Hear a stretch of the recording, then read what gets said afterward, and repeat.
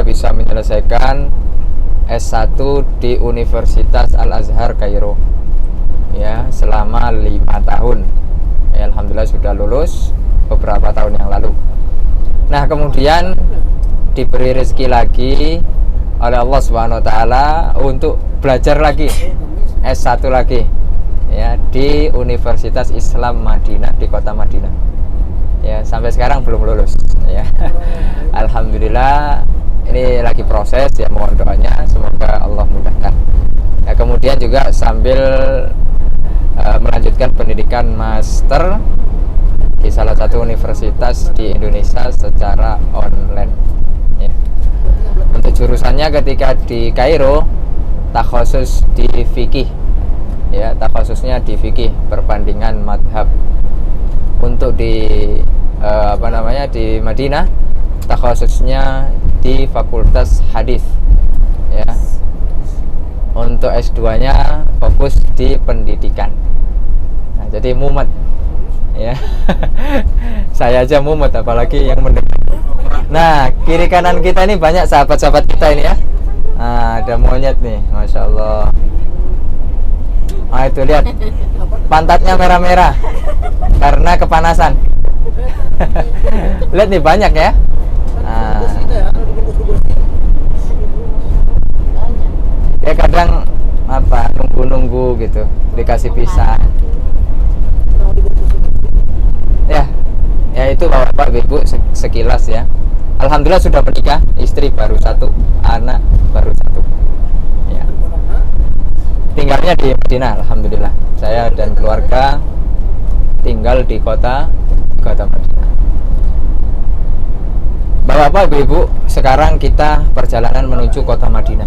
Perlu diketahui bahwasanya jalan yang kita lewati sejak tadi adalah namanya Thariqatul Hijrah atau Thariqul Hijrah. Ya, Thariqul Hijrah itu apa namanya Ustaz? Jalan yang dilalui Nabi Muhammad SAW ketika hijrah dari kota Mekah menuju Madinah. Ya inilah jalannya. Ya, jadi pemerintahan Arab Saudi itu ketika mereka membuat jalan, membuat proyek, itu menggandeng ahli sejarah, menggandeng kemudian para ulama, ya, untuk menyelesaikan bagaimana dahulu Rasulullah SAW melakukan perjalanan hijrah. Kita saksikan nanti akan kita tahu ya bahwasanya jalan ini membelah gunung loh. Kenapa kok bisa gunung itu dibelah? Kenapa kok nggak lewat bawahnya aja? Ya dahulu Nabi lewatnya begitu. Ya. Dahulu Nabi lewatnya begitu. Jadi ini jalan bukan sembarangan. Ya, sudah diperhitungkan semuanya. Ya. Oleh karenanya sambil kita melakukan perjalanan ini kita merenung bagaimana dahulu Nabi Muhammad SAW itu hijrah. Ya. Tentu nggak seperti kita sekarang. Sekarang kan kita naik bus. Ya, enak bisa berhenti makan. Kira-kira Nabi dulu seperti kita nggak? Enggak ada restoran dulu di sebelah Jaya. Enggak ada. Ya. Enggak ada restoran dahulu. Panas-panas, ya, berhari-hari. Ya, bagaimana untuk berteduh saja itu kesulitan. Coba lihat sekarang, ada nggak pohon yang gede orang bisa berteduh? Gimana coba? Ya kalau kita di Indonesia maksudnya dikit-dikit ada pohon rindang ya toh. Kalau kita kepanasan berteduh. Ini sekarang coba lihat kanan kiri kita, pohon kecil-kecil seperti ini, nggak bisa untuk berteduh. Ya. Bayangkan itu. Dan ketika itu Rasulullah SAW bukan dalam keadaan tenang-tenang. Kalau kita kan tenang-tenang. Ada nggak sekarang bapak-bapak ibu-ibu nggak tenang, dikejar-kejar hutang misalnya, ya, atau pokoknya ada masalah, mungkin ya ada, cuma nggak seperti Nabi dahulu. Beliau dikejar-kejar loh ketika mau hijrah. Nanti ketika di Mekah insya Allah kita akan jelaskan bagaimana Nabi Muhammad SAW itu memiliki siasat ketika hijrah. Jadi nggak tiba-tiba pergi gitu aja, karena Nabi Muhammad SAW itu dicari-cari oleh orang-orang kafir itu. Karena orang-orang kafir Quraisy itu membuat sayembara, siapa yang bisa mendatangkan kepalanya Muhammad hidup atau mati dapat sekian. Ya, kalau nggak salah waktu itu dapat 100 ekor onta. Ya. Oleh karena dikejar-kejar Nabi Muhammad SAW sampai kemudian mau melakukan siasat. Nabi Muhammad SAW bukan ketika mau ke Madinah tapi nggak lewat jalan Madinah. Bayangkan itu. lewatnya arah ke Taif. Makanya bersembunyi di mana? Nanti insya Allah kita akan kunjungi Gua Thur, ya, Jabal Thur. Maka itu ada sejarahnya. Itu kalau kita lihat di peta, itu bukan jalan ke Madinah itu, ya, itu berlawanan dari jalan Madinah, ya. Nah, itulah Nabi Muhammad SAW pengen menghilangkan jejak, ya, menghilangkan jejak, ya. Tapi ketahuan juga, ya, orang-orang musyrik tahu, ya, Nabi Muhammad SAW bersembunyi di gua tersebut, ya. Akan tetapi Allah Subhanahu wa Ta'ala turunkan tentara-tentaranya untuk melindungi Nabi Muhammad SAW dan Abu Bakar As-Siddiq, karena Nabi Muhammad SAW itu hijrahnya dengan Abu Bakar As-Siddiq, ya. Oleh karena kenapa kok Abu Bakar itu dijuluki As-Siddiq? Siddiq itu artinya terpercaya, ya, karena ketika itu satu-satunya lelaki yang membenarkan Nabi Muhammad SAW tanpa ada keraguan sama sekali adalah Abu Bakar. Kalau yang lain tuh masih ragu, ini benar nggak ya agama Nabi Muhammad SAW? Ini agama baru, ini kira-kira masih ada keraguan lah, ya. Tapi Abu Bakar As-Siddiq tidak ada sama sekali keraguan. Sami'na wa ata'na. Bahkan kemudian setelah itu, oh, ya, ibaratkan kalau kata orang itu jor-joran lah membela agama Islam itu. Nggak ada yang bisa mengalahkan bagaimana Abu Bakar As-Siddiq membantu dakwah Rasulullah SAW. Kalau yang lain itu setengah hartanya, seperempatnya. Kalau Abu Bakar semua hartanya diinfakkan di jalan Allah Subhanahu wa Ta'ala. Oleh karenanya sampai kemudian dikatakan kalau seandainya imannya Abu Bakar ditimbang dengan iman kita semua, ya, orang-orang setelah Abu Bakar, maka masih berat iman Abu Bakar, ya. Dan dimulakan oleh Allah Subhanahu wa Ta'ala, disebutkan di dalam Al-Qur'an, ya, disebutkan di dalam Al-Qur'an itu. Kemudian Rasulullah SAW mengatakan, namanya manusia wajar ketika takut menghadapi musuh, ya. Kemudian Rasulullah SAW mengatakan, la tahzan innallaha ma'ana, ya. Wahai Abu Bakar, jangan takut karena Allah Subhanahu wa Ta'ala senantiasa melindungi kita, ya. Allah Subhanahu wa Ta'ala bersama kita, ya. Allah senantiasa melindungi kita. Gak mungkin Allah itu akan membiarkan orang beriman itu lontang-lantung hidupnya, gak mungkin itu. Mustahil. Orang kafir saja, ya. Kira-kira orang kafir dikasih nggak sama Allah rezeki? Dikasih nggak kira-kira? Ya dikasih. Buktinya orang kafir kaya-kaya, ya atau tidak? Sekarang yang kaya di Indonesia orang kafir atau orang Islam? Banyakan orang Cina-Cina rata-rata, banyak, ya. Yang kaya-kaya tuh penguasa itu kan pasar, ya, subhanallah, ya. Di dunia makanya Allah punya nama namanya Ar-Rahman Ar-Rahim, ya. Ar-Rahman itu kasih sayang Allah untuk semua orang, ya, baik itu dia kafir, muslim, ya, semuanya dikasih tuh, ya. Tapi Ar-Rahim ini khusus orang-orang yang beriman, ya, yang diberikan nanti di akhirat. Orang kafir nggak dapat tuh. Orang kafir hanya sebatas di dunia. Mereka memang mereka bukan dikasih rezeki namanya, tapi istidraj namanya. Jadi ketika lihat ada orang kafir kaya, ada orang kafir kemudian dilimpahi harta, maka itu bukan rezeki hakikatnya. Karena rezeki itu, ya, yang bisa mengantarkan kita kepada ridha Allah, ya. Walaupun secara bahasa itu rezeki, tapi secara hakikatnya bukan rezeki, tapi itu adalah istidraj, ya. Allah Subhanahu wa Ta'ala pengen mengulur tuh. Ya udahlah, silahkan habiskan jatahnya kafir itu di dunia. Nanti ketika dia mati langsung dilemparkan oleh Allah Subhanahu wa Ta'ala ke dalam neraka jahanam. Nah, oleh karenanya, ya, poin yang paling penting yang akan saya sampaikan adalah bagaimana kita bisa istiqomah sampai mati. Ya, itu penting tuh, ya. Karena istiqomah itu kan lafadznya sedikit, ya, tapi kan berat itu. Ya, istiqomah itu berat. Ya. Sampai-sampai para sahabat itu pernah merasa bahwasanya dirinya ini seperti orang munafik gitu. Ada namanya sahabat Handolah, ya. Handolah itu pernah mengatakan nafaqah Handolah, Ya, Handolah telah munafik katanya. Nah, kemudian datang kepada Abu Bakar As-Siddiq radhiyallahu ta'ala. Kenapa kamu wahai Handolah? Kok kamu mengatakan bahwa kamu munafik? Begini ya Abu Bakar, ketika saya berada di hadapan Nabi Muhammad SAW, mendengarkan nasihat-nasihat bersama beliau, safar bersama beliau, belajar bersama beliau, rasanya itu surga sudah di depan mata. Ya, iman saya full 100%. Akan tapi ketika pulang ke rumah, berkumpul sama anak-anak, berkumpul sama istri, kok kayaknya turun. Ya, kok kayaknya nggak seperti ketika di hadapan Nabi begitu loh. Nah, itu gimana Abu Bakar? Makanya saya merasa diri saya munafik ini. Loh, kata Abu Bakar, lah kok podo? Lah kok sama? Saya gitu juga loh. Ya. Akhirnya keduanya pergi ke Rasul sallallahu alaihi wasallam melapor. Ya Rasul, ya bagaimana ini keadaan kami ini? Saya ketika di hadapan engkau, oh, Masya Allah, mendengarkan petua-petua nasihat-nasihat dari Rasulullah SAW, ya, mendengarkan ayat-ayat dibacakan, maka iman kita terasa naik sekali. Tapi ketika pulang masing-masing ke rumah masing-masing, kumpul sama istri, guyonan sama istri, guyonan sama anak, ya, guyonan sama orang tua, loh, kok kayaknya tak seperti yang di hadapan Nabi begitu. Ini bagaimana? Apakah kami ini sudah munafik ya Rasulullah SAW? Rasulullah SAW itu mengatakan, jika seandainya kalian terus-menerus, ya seperti keadaan, yaitu imannya full terus, akan disalami oleh malaikat. Bayangkan tuh, ya. Jadi keadaan kalian itu wajar, normal, ya, sa'atan sa'ah, ya. Maka ada Rasulullah SAW mengatakan apa? Sa'atan sa'ah, ya.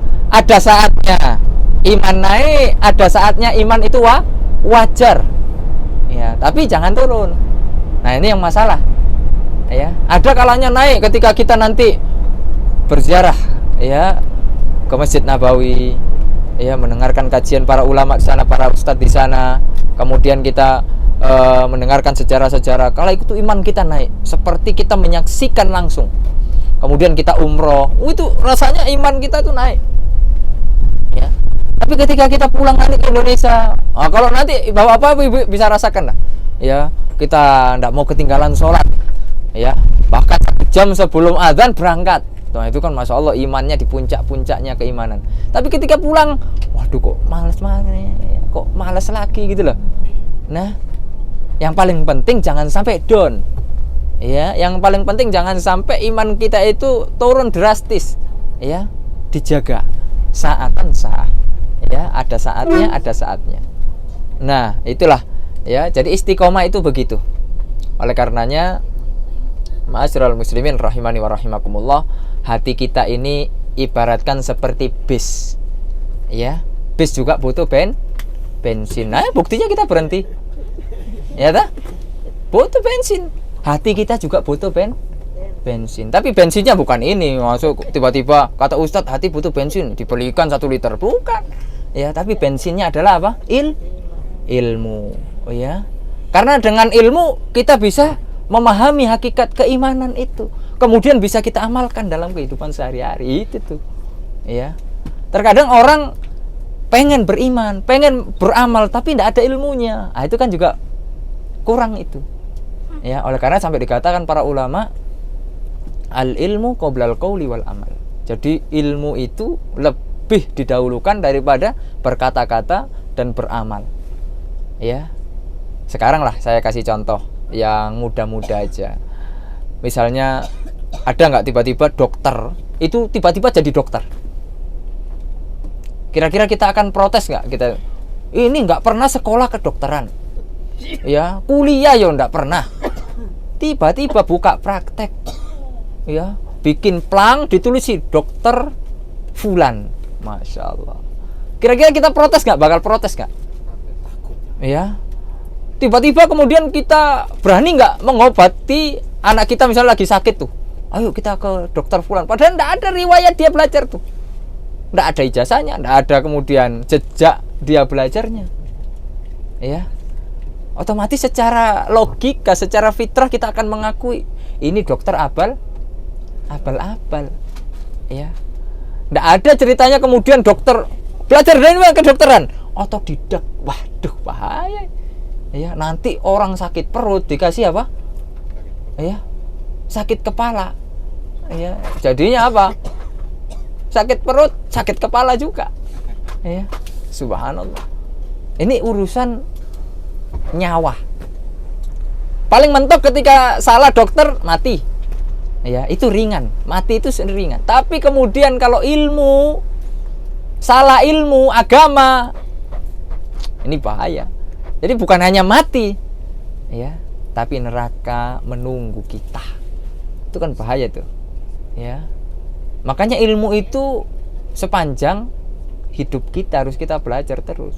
Jadi ilmu itu tidak terbatas dengan usia. Kita sudah sepuh kah?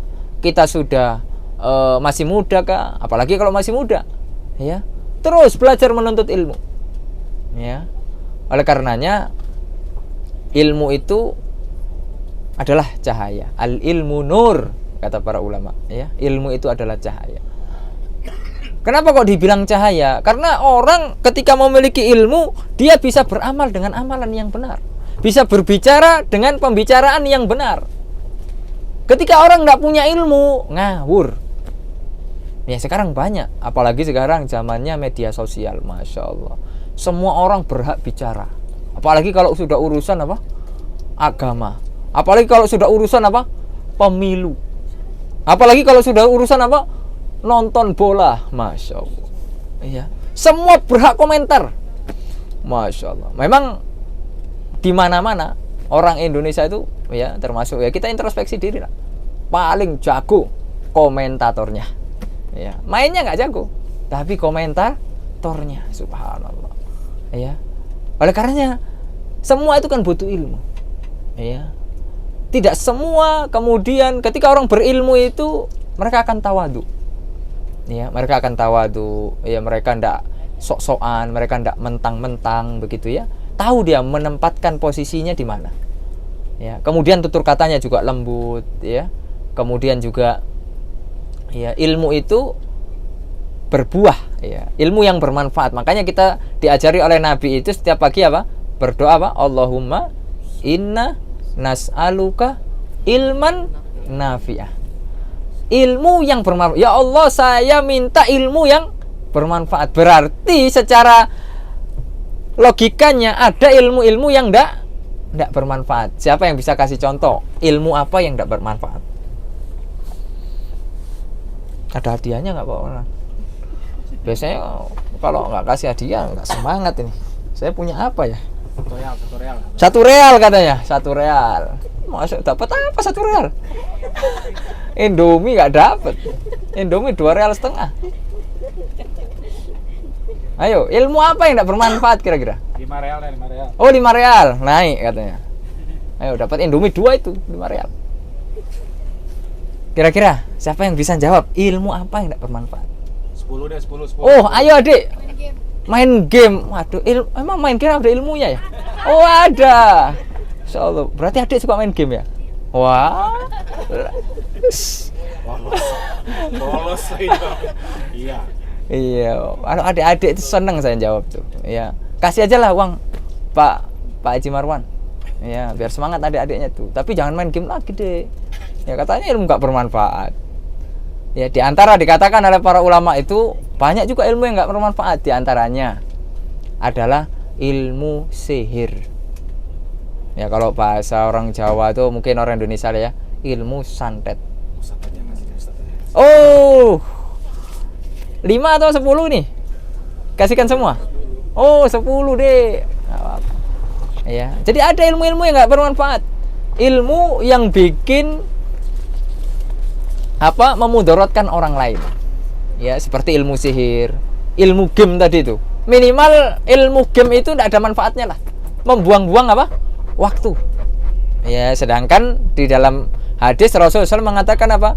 Min husni islamil mar'i tarkuhu malayani. Di antara kebaikan Islam seseorang itu adalah meninggalkan hal-hal yang tidak bermanfaat. Ya.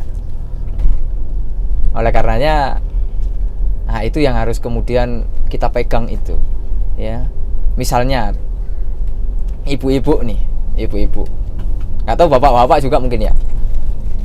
Misalnya setiap habis isya di depan TV nonton sinetron. Kira-kira itu bermanfaat gak nonton sinetron tuh? Hah? Manfaat Ustaz, kan bisa tahu karakter orang. Wah, banyak alasannya sudah. Ya. Bapak-bapak juga begitu. Pak, ada manfaatnya nggak Pak? Ya. Bapak ngerokok ada manfaatnya nggak? Waduh Ustaz. Apa Bu manfaatnya Bapak ngerokok? Habis duitnya. Ya intinya banyak hal-hal yang tidak bermanfaat. Ya ilmu-ilmu yang kemudian kita punya tapi tidak bermanfaat. Ya oleh karena kita minta kepada Allah ilmu yang bermanfaat. Ilmu yang bermanfaat itu yang bagaimana Ustadz? Yang menghasilkan amal soleh, menambah rasa takut kita kepada Allah. Itu tuh ilmu yang bermanfaat tuh. Ya. Jadi ada orang yang semakin banyak ilmunya, semakin banyak gelarnya, mungkin semakin banyak titelnya, tapi sombong. Nah itu ilmunya nggak manfaat. Tapi meremehkan orang lain, tapi malah untuk menjatuhkan kehormatan orang lain. Jadi ilmunya itu nggak manfaat. Hanya untuk ngomentari orang lain. Justru ilmu itu kan harusnya untuk dirinya dulu. Ya. Oleh karenanya Allah mengatakan apa? Ya ayyuhalladzina amanu qu anfusakum. Wahai orang-orang yang beriman, jagalah diri-diri kalian. Jadi kita belajar itu bukan untuk orang lain, bukan untuk menghantam orang lain. Kadang orang-orang ini ya belajar, Ustaz, tetangga saya itu, loh, kok tetangga saya? Saya dulu nih, saya. Ya, kita ini masih belum benar nih. Banyak belum benarnya. Ya, maka kita introspeksi dulu diri kita. Boleh kita kemudian nanti menasihati tetangga kita, terutama keluarga kita. Nah, setelah diri kita, kemudian wa ahlikum. Ya, keluarga. Nah, itu penting tuh.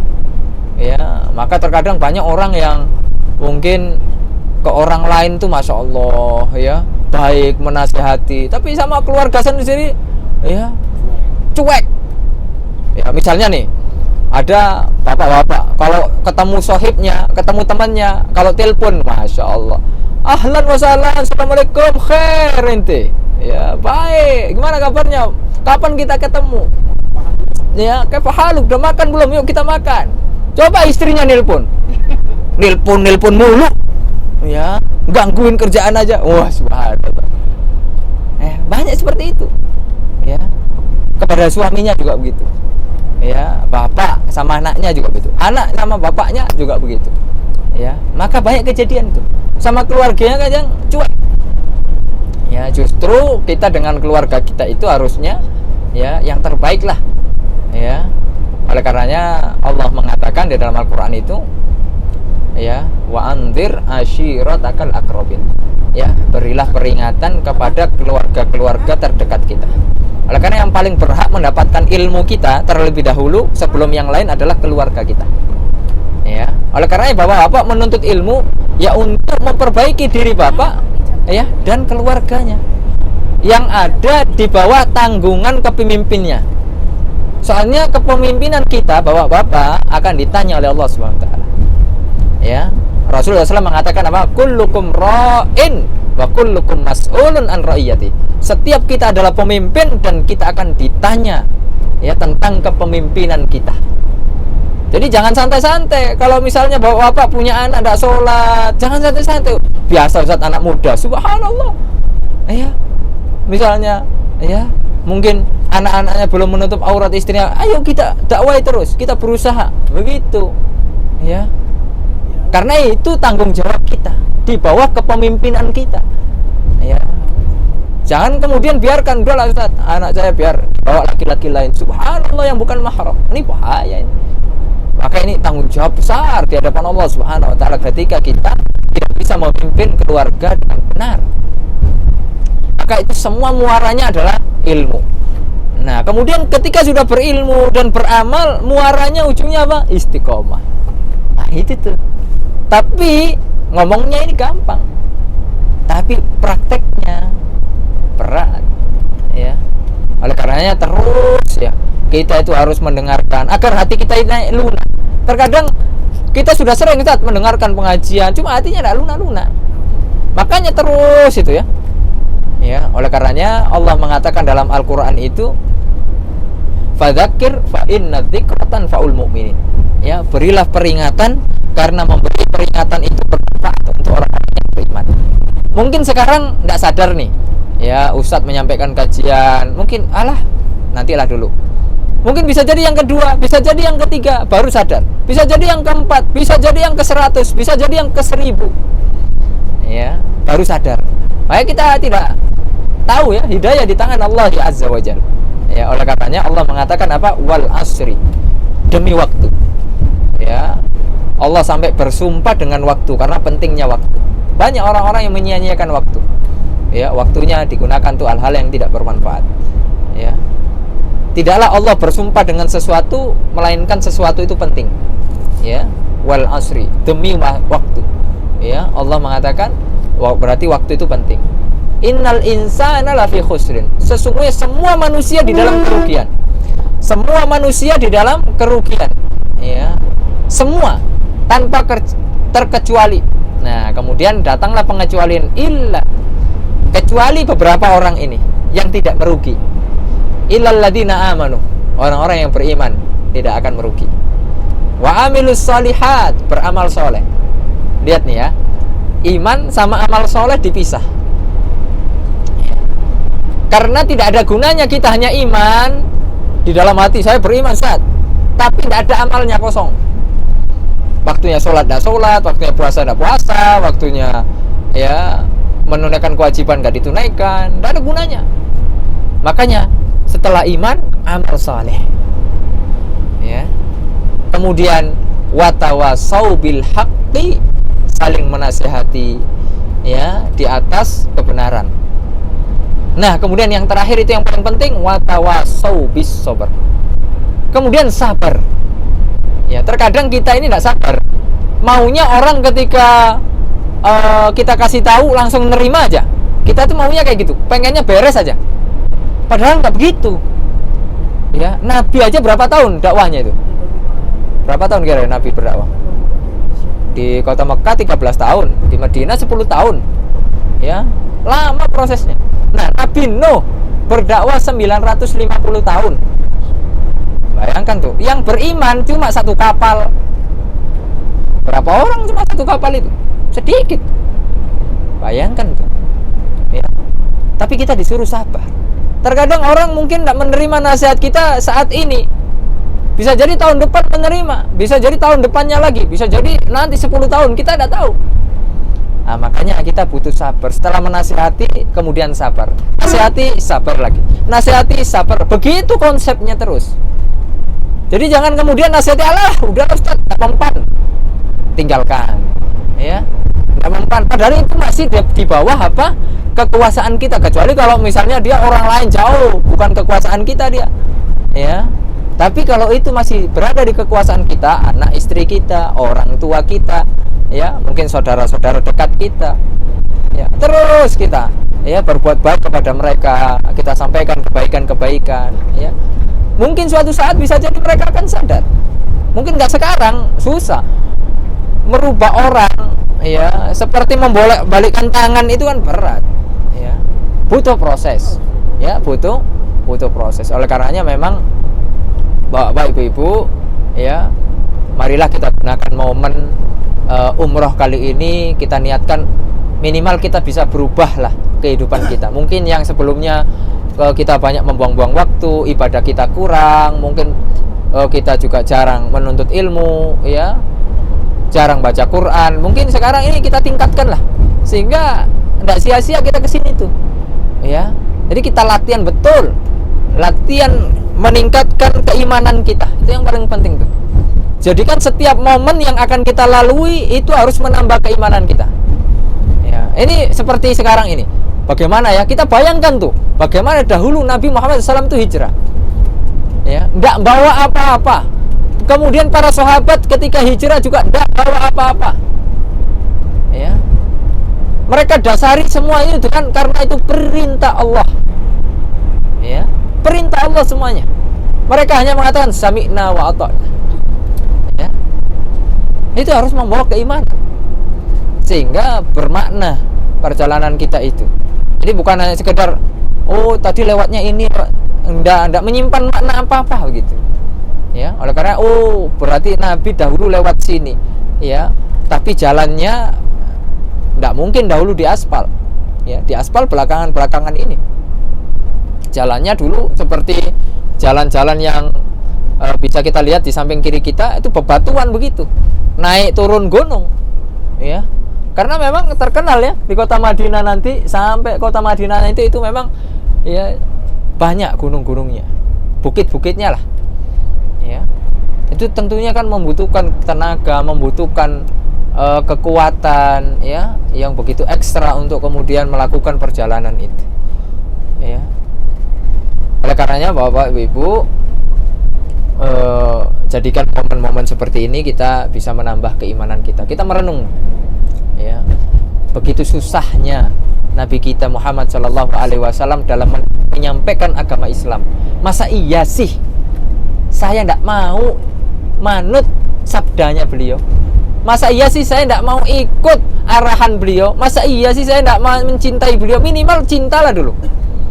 Minimal cinta dulu. Ya, begitu besar pengorbanan Rasulullah SAW. Bukan kecil. Nanti ketika di perang Uhud kita akan ceritakan bagaimana Rasulullah SAW itu hampir mati. Ya, ketika di perang Badar sampai kemudian Rasulullah SAW mengangkat tangannya, ya Allah, ya, jika seandainya engkau tidak menangkan kelompok agama Islam ketika hari ini yaitu di peperangan Badar, engkau tidak akan disembah lagi di muka bumi ini. Itu kemudian Rasulullah SAW menangis itu para sahabat. Ya, bagaimana Rasulullah SAW kemudian itu berjuang ya, untuk agar agama itu sampai kepada kita. Masa iya sih nggak membuahkan? Oh iya ya, minimal kita cinta Rasulullah SAW. Walaupun mungkin kita belum bisa melakukan sunnah-sunnahnya, belum bisa meniru beliau secara sempurna mungkin, pelan-pelan. Yang paling penting kita mencintai Rasul SAW, ya, sambil kemudian berusaha, ya, sedikit demi sedikit, ya, mengamalkan apa yang beliau lakukan, ya, sehingga ada asarnya lah, ada bekasnya, ya. Jadi rasa cinta bukan hanya sekedar di lisan saja, karena cinta tanpa aksi ya itu banyak bohongnya, Pak. Ya, kalau bahasa anak-anak sekarang gombal. Ya, apa? Gombal. Modus. Oh, saya cinta tapi tak berani dia melamar ke rumah bapaknya. Hanya sekedar di medsos, hanya sekedar di WA, saya cinta dia. Subhanallah.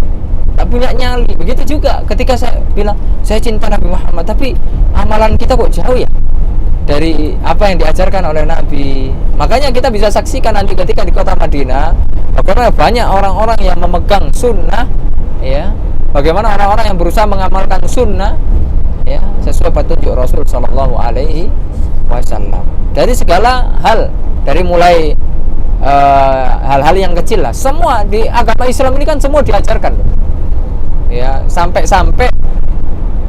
orang-orang kafir itu heran-heran itu, ya, para sahabat mengatakan sampai tata cara cebok saja diajarkan di dalam agama Islam, ya, betul atau tidak? Tata cara cebok itu kan perkara yang mungkin remeh-temeh, ya, ya. Orang-orang Barat itu sampai keheranan, ya. Oleh karenanya pernah ada suatu kisah, ya, ada orang yang tinggal di Eropa, seperti apa ya, tukang laundry gitulah, ya, tukang laundry itu masuk Islam gara-gara laundry bajunya umat Islam. Kok nggak bau gitu dah? Ya maksudnya nggak, ya bau tapi baunya nggak seperti bajunya orang-orang kafir. Kok bisa gitu? Karena di dalam Islam kan ada anjuran untuk kita bercebok ketika membuang air, baik itu ya air kecil ataupun air besar. Jadi nggak dibiarkan gitu aja, ya. Berbeda dengan orang kafir, mereka udah habis kencing misalnya, udah, ya, sehingga orang Eropa tersebut yang menjadi tukang laundry itu masuk Islam dia, sebab itu, ya. Oleh karenanya itu dari hal yang paling kecil, kemudian hal-hal yang besar, ya, dari mulai kemudian makan, kemudian minum, sholat, ibadah, ya, kemudian adab-adab, ya, ketika mau tidur, ketika berinteraksi kepada orang yang lebih tua, ya, berinteraksi kepada orang yang lebih muda, itu semua diajarkan dalam Islam. Ya, tidak ada satu hal sekecil apapun kecuali telah diajarkan oleh Rasulullah SAW. Tinggal bagaimana kita bisa menggali, itu aja. Ya, jangan kemudian mengatakan, wah ini tidak pernah diajarkan Nabi kalau kayak gini nih. Jangan. Ya, bisa jadi memang kita belum tahu ilmunya. Ya, oleh karenanya para ulama itu punya kitab tebal-tebal itu, masalah hal-hal kecil tuh. Seperti contohnya kitab Al-Adab Al-Asyariyah namanya. Itu dijelaskan tentang adab-adab keseharian kita. Ya, oleh karenanya Bapak Ibu-ibu, ya mungkin nanti insya Allah di kajian-kajian berikutnya nanti kita akan jelaskan bagaimana adab-adab kita tinggal di kota Madinah. Ya, ada adab-adabnya itu. Ya, jangan samakan tinggal di kota suci dengan tinggal bukan di kota suci. Ya, misalnya mohon maaf, bapak-bapak, ibu-ibu biasanya ngomongnya keras gitu ya, teriak-teriak, atau mungkin ngomongnya agak kasar sedikit gitu. Itu berbeda loh ketika bapak-bapak hidup di tanah suci. Jangan sampai itu diterapkan, itu bahaya, itu jatuhnya nanti dosa, minimal mengurangi pahala kita lah, ya. Nah, itu contoh kecil. Belum lagi yang lain tuh, ada adab-adabnya tersendiri. Ya, dikatakan tanah haram, kenapa? Ustadz, kenapa kok kota Madinah Mekah itu dikatakan tanah haram? Ya, apakah dia haram, Ustadz? Haram itu, ya, maknanya adalah tanah yang dihormati. Ya, hurmah, tanah yang dihormati. Ya, ada adab ketika kita berada di sana. Ada syariat-syariat yang tidak ada di tanah halal. Nah, kita ini masih di tanah halal nih, belum tanah haram. Ya, belum masuk. Nanti ada batasnya namanya. Ada had. Ya, begitu juga di Mekah ada hadnya. Jadi tidak semua Mekah tanah halal, tanah haram, bukan. Tidak semua Madinah tanah haram, enggak. Ada batasannya. Ya, nanti ketika sudah akan masuk, nanti insya Allah akan saya tunjukkan. Ya, bagi yang sudah tahu ya minimal murojaah lah. Ya, oleh karenanya ketika kita di tanah haram, ya, ketika kita melakukan ketaatan, yudha'af, akan dilipat gandakan pahala kita. Itu selain pahala sholat di Masjid Nabawi. Ya, amalan apapun, zikir kita, baca Quran kita, perbuat bakti kita kepada orang tua, membantu kita kepada orang lain, semua dilipat gandakan. Begitu juga ketika kita berbuat dosa, hati-hati tuh. Ya, makanya itu tadi, omongan-omongan kasar, omongan-omongan yang mungkin agak meninggi, ya, kemudian marah-marah nggak jelas misalnya, itu mungkin direm dulu lah. Ya nggak masalah sih, bukan berarti saya diem aja, ya enggak. Ya, tapi ketika kita mungkin mau meluapkan emosi, mau kemudian, nah itu mungkin bisa direm sedikit lah, gitu. Ya, karena kita berada di tanah haram gitu. Ya, itu contoh kecil aja. Makanya bapak ibu-ibu, ya, nanti mungkin kita akan belajar lah. Ya, oleh karena ada buku yang bagus ya, ditulis oleh guru kita Syekh Abdul Muhsin Al-Abbad, yaitu tentang adab-adab orang-orang yang tinggal di kota Madinah. Karena berbeda, ya, berbeda orang-orang yang tinggal di kota Madinah dengan kota-kota selainnya. Dan insya Allah kita juga akan jelaskan apa saja sih keutamaan kota Madinah. Ya. Kok kenapa sih kok kita harus ziarah ke sini gitu, jauh-jauh? Emang ada apa sih? Nah, itulah. Apakah ada pemandangan yang wow? Apakah ada salju? Apakah ada balon udara misalnya? Ya, atau ada apa gitu ya? Nah, itu nanti insya Allah ya, dengan berjalannya waktu insya Allah kita akan jelaskan. Ya, mungkin cukup demikian apa yang bisa saya sampaikan. Ya, ini kurang berapa lama ya? Insya Allah tidak lama. Ya, kita istirahat sambil istirahat ya. Mohon maaf kalau ada kata-kata yang salah.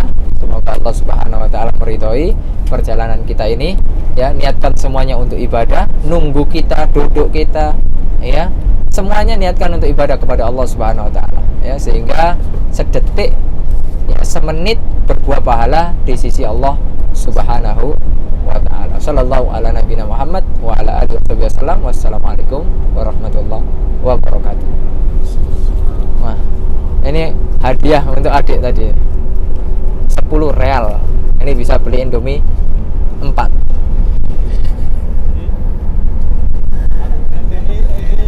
Ayo dioper aja. Biar semangat ya. Tapi bukan semangat main gamenya ya, Dik ya. Siap. Biar semangat belajarnya.